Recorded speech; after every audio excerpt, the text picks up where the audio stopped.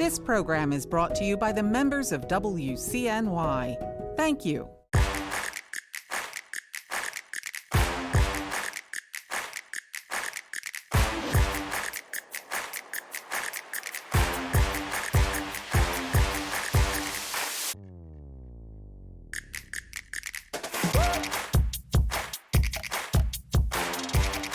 Tonight, voter ID laws, the case for and against. We'll delve into the subject with Harvard's Kennedy School professor Alexander Kaczar in the center ring. Then, David Becker of the Center for Election Innovation and Research and Sean Morales-Doyle of the Brennan Center for Justice will weigh in on the issue on the trapeze. So, let's get started as we walk the tightrope.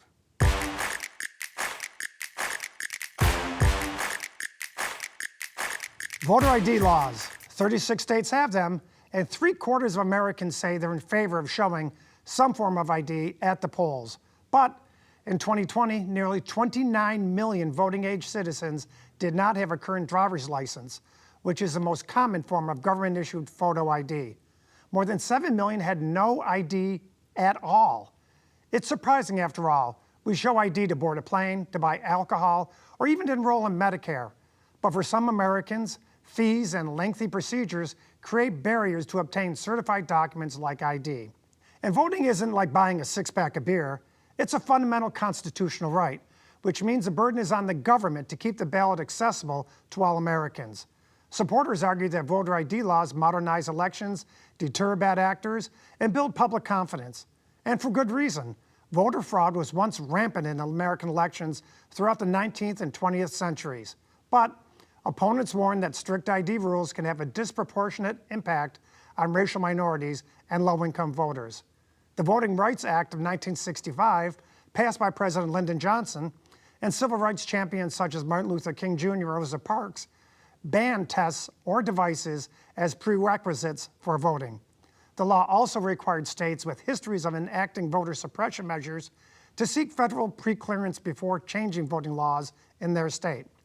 This preclearance protection was struck down by the Shelby County versus Holder Supreme Court ruling in 2013, which cleared the way for states to challenge voting rules without federal approval and reconsider legislation that had previously been blocked. Proponents of voter ID point to widespread concerns of voter fraud stirred up by the 2000 and 2020 elections. But the research shows the kind of voter impersonation fraud an ID would prevent is extremely rare. According to the Heritage Foundation's election fraud database, of the more than 1,600 cases of voter fraud over the past 43 years, only 34 involved voter impersonation at the polls, while 348 involved fraudulent use of absentee ballots. Numerous studies have consistently reflected that voter ID has virtually no effect on voter fraud, but there also is insufficient evidence to support that voter ID has any effect on voter turnout or election trust. So, do voter ID laws strengthen the integrity of American elections? Are they effective at stopping voter fraud? And do they create an unnecessary barrier to vote? Let's answer these questions and many more in the center ring. Joining us now is Professor of History and Social Policy at Harvard University, Alexander Kaczar. Welcome, Professor, and let's get right into it. The development over time of voter ID laws is on everyone's minds. So what's your perspective on voter ID laws? Well, my perspective on voter ID laws, I guess, is twofold. On the one hand, I think it's very reasonable to require the presentation of some form of ID before voting. I don't think that that's an irrational or repressive thing for a state or for our country to do. Most countries do it. On the other hand, the way in which voter ID laws are administered in the United States right now has the consequence of being discriminatory and making it difficult for people who don't have driver's licenses, to state it briefly, to vote. So, Professor, there is some history to this as well, of course. And how has that history of voting restrictions in the United States shaped the perceptions of these laws? Well, the history of voting restrictions is one of, it's a little bit of an up and down story, because early on in the early republic, voting was by voice or even by ballot People would show up in their neighborhoods, and there was no need to present any kind of document, but people could be challenged by electoral judges saying that you don't really belong here. It's in the late 19th century that you start getting formal voting registration laws, which required you to register in advance. And then, as a sequel to that, the development of ID laws that you had to present some document, particularly if you lived in a city. These were urban developments for the law initially, because of the realistic sense that in a city, not everybody was known to the election judges or to people around, and thus you had to present some form of ID. But the ID laws that we have now are many of them are 20th century laws and mid 20th century laws. So what are some of the most common forms of voter fraud, and how often does it actually occur? Voter fraud is very rare in the United States. There's been study after study. There have been charges again and again that voter fraud is massive. It is a minuscule phenomenon. Remember back to ancient days when George Bush Jr. was president, and he instructed his U.S. attorneys to go out and find more and more instances of voter fraud. And he even removed some U.S. attorneys because they couldn't find it. Voter fraud is not a serious issue in the United States. So now multiple states, in fact, the majority of states now have some form of voter ID laws. In states where there are no voter ID laws, what stops someone, for example, from walking into a polling place and representing themselves as another person or voting multiple times? Nothing stops them. I live in such a state. I walk into my polling place and they ask me my name, and I tell them my name and address, and then I vote, and nobody asks me for anything.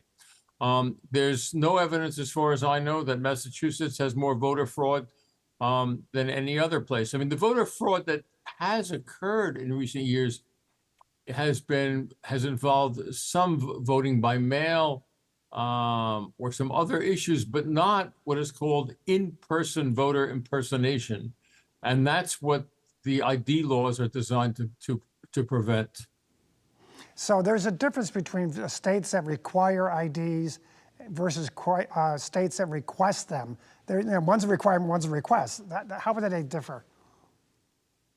Well, the state that requests it, you don't have to show it, and there is no penalty, and you are as a rule, you are permitted to vote, even if you don't show ID. In a few cases, I think that those votes may be thought of as provisional ballots. That's to say, they're not counted towards the final tallies until it's established that you are who you said you are. But the issue, I think, or what has become an important issue and a political issue, is in those states which require ID, and again, from my perspective, that's not unreasonable, what kinds of IDs are permitted? What kinds of IDs count? That's where the potential for basically voter suppression can occur.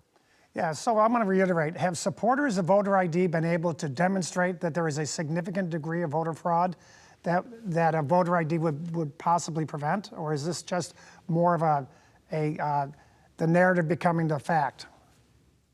It's certainly the latter. There is, to my mind, and I do study these things pretty carefully, there's no demonstration that voter ID laws prevent fraud or have any particular impact on fraud. Okay, so of course, the argument that they make is, well, that's because you don't find the fraud because it's such effective fraud, but that's hard to argue against. Now, of course, over the history in our country, African Americans after the Civil War were very negatively affected by all kinds of onerous election laws that made it very difficult for them to vote and essentially prevented them from voting. And that included IDs. But are there groups that are negatively affected by modern voter ID laws? Is it still minorities and less affluent people, if any? Yes. I mean, it is minorities and less affluent people. I think it's less affluent is actually the larger category. I mean, in most states, You can, if they require an ID, a driver's license will do it. Well, but then you ask who doesn't have driver's licenses, and the answer is the young and the elderly, and particularly the young and elderly who are at the poor end of the spectrum. And that's who is prevented. And then, the question in a lot of places is, well, how would how easy or difficult would it be to go get an ID from the state? And that varies from place to place. So why do you think there's an increased call for voter ID laws these days?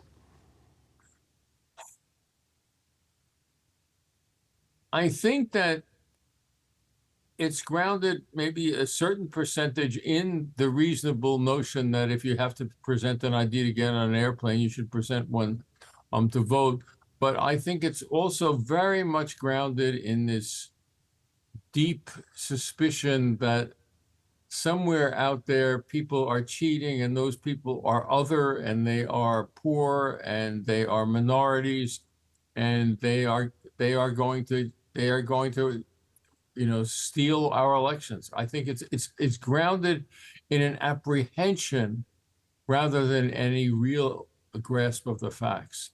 Professors, as we noted earlier, 3/4 of Americans believe that voters should have some sort of ID. How do we make it easy for them to get those IDs? Well, I think that what has to happen is that the responsibility for getting an ID has to become the responsibility of the state or the federal government, but voting is largely a state matter here. Rather than the responsibility of the individual to go hunt one down if they don't have a driver's license.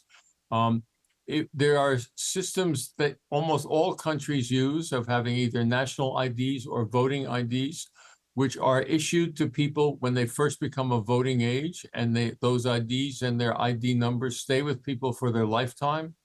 It would take a little while to get this all implemented, but the issue is if a state is going to require you to have an ID, then it's up to the state to make sure as far as possible that you have one, and that you can easily have one, and that you don't have to get one every 2 to 4 years.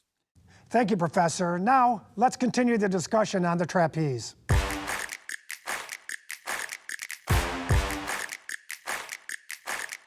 Here to weigh in on voter ID laws are Director of Voting Rights and Elections from the Brennan Center for Justice, Sean Morales-Doyle, and Executive Director for the Center for Election Innovation and Research, David Becker. Welcome, gentlemen, to the show, and really appreciate coming on, and we'll jump right into it. David, is voter fraud really a problem in the United States? And if so, is voter ID legislation around that can solve it? Well, we know how much voter fraud there is in the United States, and it's not zero, but it's very close to zero. There's just not that much voter fraud in the United States. It really is a testament to how seriously Americans take their elections. And there are so many checks and balances and protections against any kind of widespread fraud. The fraud we see is extremely episodic, something like 0.0000, and you could keep on going down to 1%. But as rare as voter fraud is, probably the most rare form of voter fraud is voter impersonation fraud, which is the kind of fraud that voter ID would address. We just really don't see it that much, and you can understand why. Why would a voter present themselves to multiple witnesses in order to cast one ballot in an election where maybe 160 million might be cast? Sean? I agree completely with what David said. I think it's an infinitesimally, vanishingly rare phenomenon. And that doesn't mean it's not something we should take seriously, but the fact that it happens so rarely is a sign that we do take it seriously. And as David said, we have lots of checks in the system to make sure that it's not happening. So I'm going to take a step back. We had a 1965 Voters' Rights Act, which tried to fix a lot of wrongs in this country with respect to voting, especially in the South, and the ridiculous tests they had that prevented minorities in particular from voting. But a lot of that seemed to have been stunted to some extent by the Shelby County versus Holder decision in 2013. And Sean, if you could tell us a little bit about that, what your thoughts are, how that changed the political and legal conversation around voter ID laws. Sure. So prior to the Supreme Court's decision in Shelby County versus Holder in 2013, since the enactment of the Voting Rights Act in 1965, there was this process in place called pre-clearance, where jurisdictions, states, and localities with a history of race discrimination in voting had to run any changes that they made to their voting systems, to their voting processes, to their voting laws by the federal government to make sure they weren't discriminatory before they put them into effect. The Supreme Court decision effectively put that preclearance process on mothballs. It effectively did away with it by saying that Congress needed to come up with a new formula for deciding which jurisdictions were going to be subject to preclearance. And since then, we have seen many states pass restrictive voting laws, change their practices. And actually, some of our research at the Brennan Center has demonstrated that as a result of that Supreme Court decision, we've seen the gap between participation by white voters and voters of color grow. It's growing across the country, but it's growing twice as fast in those jurisdictions that used to be subjected to this preclearance process. So the effects have been real and they've been dramatic. David, your take?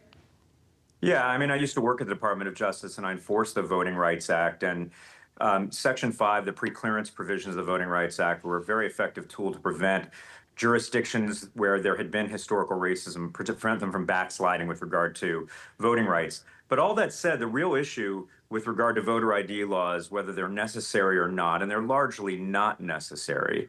But the question is not whether ID should be provided, but what happens to those voters who, for whatever reason, legitimately don't have ID at the time they vote. When they're eligible voters, you don't want to turn those away. So even in the case of states that tried to impose new voter ID requirements when Section 5, the preclearance requirement, was still in effect, for instance, in the mid-90s when I was in the DOJ, the DOJ, even under the Clinton administration, pre-cleared those because there were fail-safes to prevent eligible voters from being turned away. There were, for instance, a voter who didn't have their ID could sign an affidavit and say, I am who I say I am, please let me vote. And these were adequate protections to ensure that voter fraud wouldn't occur, while also preventing eligible voters from being disenfranchised because of some ID requirement.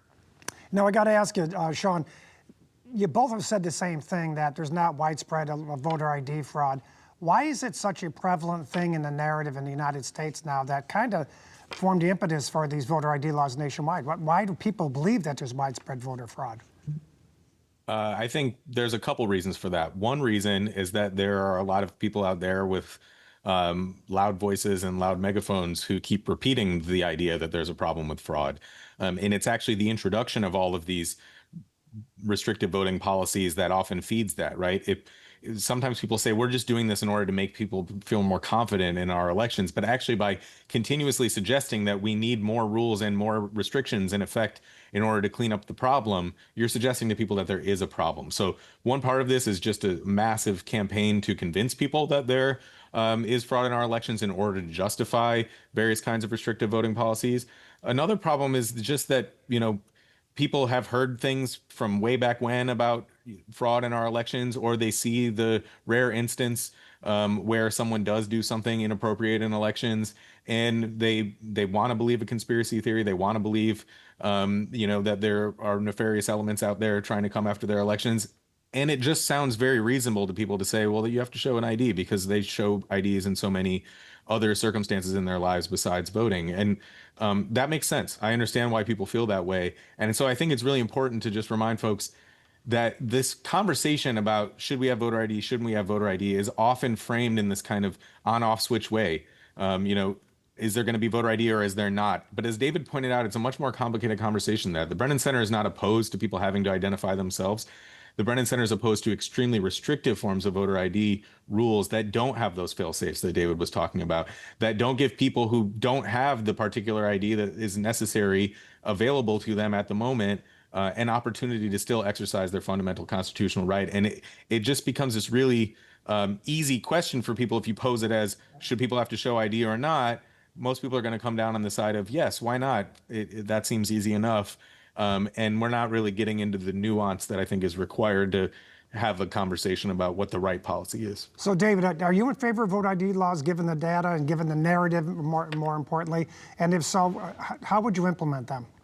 So I don't really have a strong opinion one way or the other. As Sean indicated, there isn't just a voter ID laws and a simple toggle, yes or no. There are places that every place in the United States requires voters to identify themselves in some way. It might be through an ID card. It might be through sharing information that only they would have. It might be through signature matching or ID matching on a mail ballot envelope. Every single ballot is ID verified, and every single voter in the United States has to provide ID in order to register to vote under a federal law that passed in 2002, the Help America Vote Act. And a lot of people don't realize this. And the election officials who run our elections, Republicans and Democrats, hundreds of thousands of public servants, have done a remarkable job of keeping our elections secure, despite some of the lies and disinformation that have been spread, often by losing candidates.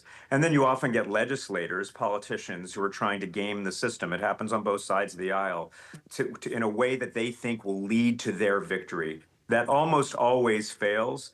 And when you talk to election officials, which are the people that I work with of both parties, what they will tell you is they want every eligible voter to be able to vote and only eligible voters to be able to vote. And we currently have a system that does that really well. I got one last question for both of you. Sean, we'll start with you. If voter ID fraud is not a widespread problem in the United States, why do both parties make such a big deal about it?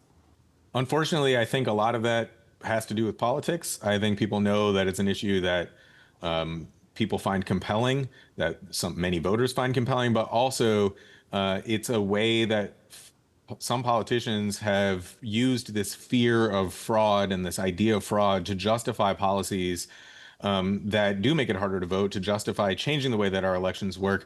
As David mentioned earlier, to justify claiming that they won an election that they lost. And so, it's an easy place to go to justify whatever it is that you're attempting to carry out politically. And it's not really about the issue that we're discussing today, which is whether there's really a problem with fraud. David? Yeah, if you ask the hundreds of thousands of election officials, the public servants, Republicans and Democrats who give us all our voice, who work on elections all year long, they'll tell you this isn't an issue. And they don't really understand efforts to kind of raise distrust in our system, to breed distrust in our system when our system is more secure than it's ever been by every measure. What we have seen over decades is that politicians often try to game the system because they think it will help them. We're seeing it now in the partisan gerrymandering battles and in other ways to tweak the system in ways they think will help lead to political victories. It almost always fails, but it nevertheless can lead to distrust in the system, which is really unfortunate. Our system right now, by every measure, is more secure than it's ever been in American history. And every election official of both parties will tell you that. And voters know that when they go out to vote in record numbers, as we've seen in recent years. Thank you, gentlemen. Now it's time for my take.